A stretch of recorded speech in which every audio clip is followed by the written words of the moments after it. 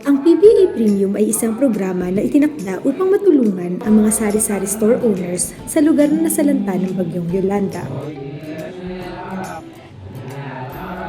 Patuloy ang pagsasanay na ibinibigay ng Happy Noy upang turuan sila ng tamang pamamalakad ng kanilang negosyo.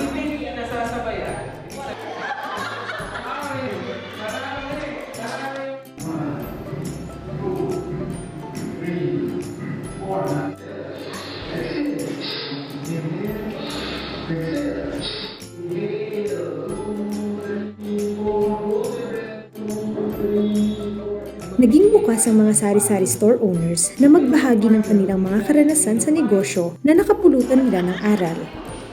Kabilang na dito ang mga bagong produkto na kanilang sinubukan. Sa paggamit namin, nagkaroon po ako ng dagdag na income. Yung mga bata, pag bumibili kasama yung nanay. Ayan, nakikita ni Tita Asada na mag-click sa mga customer niya, mga bata. Nagkaroon din ng board game. Ito ay laro na dinisenyo upang maturuan ang mga kalahok na mabigyang solusyon ang mga nararanasang problema. Ano bang problema ang kanyang pinagdadaanan? Sa gitna na malaki? Hindi mo tira na. Malaki.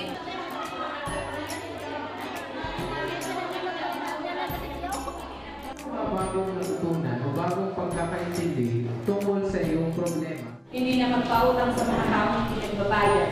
Ang problema ko kasi kakulangan ng puhunan din sa tindahan.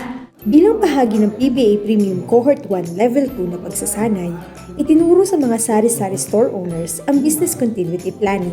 Para masiguro na tuloy-tuloy ang iyong negosyo, meron tayong plano. Aware po tayo sa mga SOP na dapat natin gawin bago, habang, pagkatapos ng isang sakuna. Ang problema dapat bigyan ng solusyon.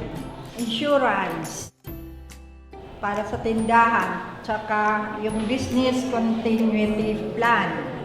Sa akin, yung natutunan ko, yung paano makisalamuha sa mga customers or maglutas ng problema.